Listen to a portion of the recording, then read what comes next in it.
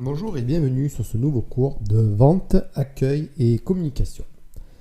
Alors, tout d'abord, aujourd'hui, nous allons parler du docteur Albert Mehrabian. Alors, le docteur Albert Mehrabian, c'est un docteur en psychologie. Ce docteur, qu'est-ce qu'il nous dit? Il nous dit que 7% de la communication est verbale et passe par la signification des mots. Il nous dit que 38% de la communication passe par l'intonation et le son de la voix et que 55% de la communication passe par le visage et le langage corporel. Alors bien évidemment, aujourd'hui, nous allons parler de la communication verbale et non verbale. Alors, les objectifs de ce cours sont les suivants. Tout d'abord, savoir différencier les différents registres de langue. Ensuite, savoir définir les 3 registres de langage. Prendre conscience du langage non verbal, définir ce qu'est le langage non verbal et en dernier lieu, quel est l'intérêt de savoir ce qu'est le langage verbal et non verbal. Alors, tout d'abord, le langage verbal. Alors, nous allons voir dans un premier temps les différents registres de langue. Je vais vous montrer 3 types de phrases, en fait, et nous allons voir à quel registre de langage est-ce qu'il se rapporte. Par exemple, dans la phrase suivante, « Je me casse ». « Je me casse », vous aurez reconnu que c'est le registre de langage familier. La même phrase, mais dit d'une autre manière, « J'y vais ». « J'y vais », c'est une phrase qui sera du registre de langage courant. Et enfin, encore une fois la dernière phrase, mais encore énoncée de manière différente, « Je m'y rends ». Je m'y rends et du registre de langage soutenu. Donc, nous pouvons dire que le langage familier, c'est un langage qui utilise des expressions populaires. Le vocabulaire est assez pauvre, on utilise des mots d'argot et on coupe les mots. Par exemple, je me rends, J''me, je me rends. Voilà, on coupe les mots, on ne les dit pas en entier, c'est un langage assez pauvre. Ensuite, le langage courant, eh bien le langage courant, c'est tout simplement le langage de tous les jours. Il prend des formes grammaticales et des constructions correctes et un vocabulaire simple. Donc en fait, c'est des phrases que l'on utilise dans la vie de tous les jours. C'est également celui qui est le plus utilisé dans la vie professionnelle. Et enfin, en dernier lieu, le langage soutenu. Donc le langage soutenu, il emploie un vocabulaire et des tournures de phrases plus recherchées. En fait, à chaque fois, on utilise un vocabulaire qui est beaucoup plus riche que dans les autres registres de langue. Les mots utilisés sont entendus plus rarement, moins fréquemment.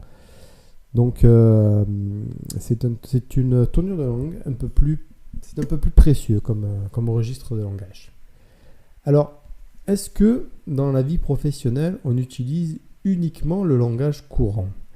Alors, je vais vous dire que c'est vrai, mais que c'est également faux. Donc, le langage courant, nous sommes quand même d'accord sur le fait que c'est celui qui sera le plus utilisé dans la vie professionnelle. Mais, dans certains cas, dans la vie professionnelle, on va pouvoir utiliser le langage familier et le langage soutenu. Alors, vous allez me dire, mais dans quel cas est-ce qu'on va pouvoir parler en langage familier en entreprise? Bon. Alors, tout d'abord, dans certaines entreprises, la politique de l'entreprise le permet. Et le permet dans certains cas. Par exemple, vous avez une boutique dans laquelle vous vendez des produits pour des personnes qui sont assez jeunes et qui sont assez branchées et qui ont l'habitude de communiquer de manière familière, avec un langage familier. On pourra parler à ces personnes avec un registre de langage familier. Et ceci afin de s'adapter à la clientèle que l'on a en face de nous. De même que si vous êtes dans un grand institut de beauté qui se situe à Paris sur l'une des plus grandes avenues de la ville, vous n'avez pas forcément utilisé le langage courant, mais vous utiliserez plutôt le langage soutenu. De même que, par exemple, imaginez-vous dans un hôtel de luxe, on aura tendance à utiliser le langage soutenu avec la clientèle plutôt que le langage courant.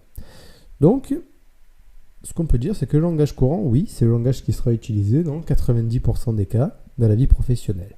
Mais il faut savoir que les autres langages, on peut s'en servir exceptionnellement pour s'adapter à la clientèle. Alors nous allons passer à présent à la communication non verbale. Voici trois personnages. Trois personnages avec des attitudes.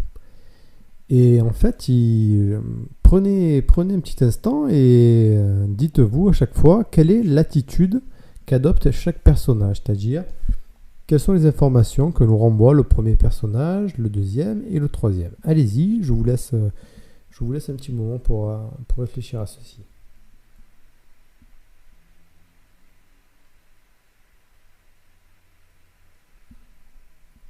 Alors, plusieurs réponses en réalité sont possibles. Il n'y a pas qu'une seule réponse. Par exemple, le premier personnage peut être quelqu'un de neutre. Ou alors, ça peut être quelqu'un qui est rouge de colère. Donc, deux informations différentes sont envoyées par cette personne-là. La deuxième personne, c'est peut-être une personne qui crie « Hurrah !», qui est contente, qui est joyeuse. Mais ça peut être aussi une personne qui lève les bras parce qu'elle est apeurée. Encore une fois, deux informations différentes nous sont transmises à travers la posture des personnages. Le troisième personnage, il peut être pensif, il peut attendre le bus, il peut être en colère. Et là encore, plusieurs informations nous sont transmises. Donc nous voyons qu'à travers la posture des personnages, plusieurs informations nous arrivent. Donc de la communication passe par la posture de chaque personnage. Alors en plus de la posture des personnages, nous allons voir aussi que la communication passe à travers les expressions du visage. Par exemple, cette première expression du visage, on voit un bonhomme qui sourit, mais en même temps un bonhomme qui peut être timide, donc qui renvoie encore des informations. Donc ici, par exemple, on peut dire que nous renvoie un sourire. Mais peut-être vous avez une autre interprétation de ce que la personne renvoie. Ici, la personne nous montre toutes ses dents. Elle peut être très contente, elle a peut-être fait une blague. Bon, en langage jeune, on dit qu'elle est MDR.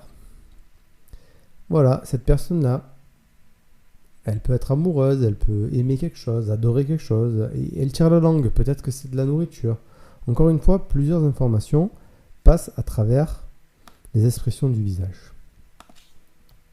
Cette personne-là, qui peut être une personne qui pense, qui réfléchit, cette personne-là qui nous renvoie de la tristesse, et enfin celle-ci qui nous renvoie à un sentiment de colère. Donc tout ça,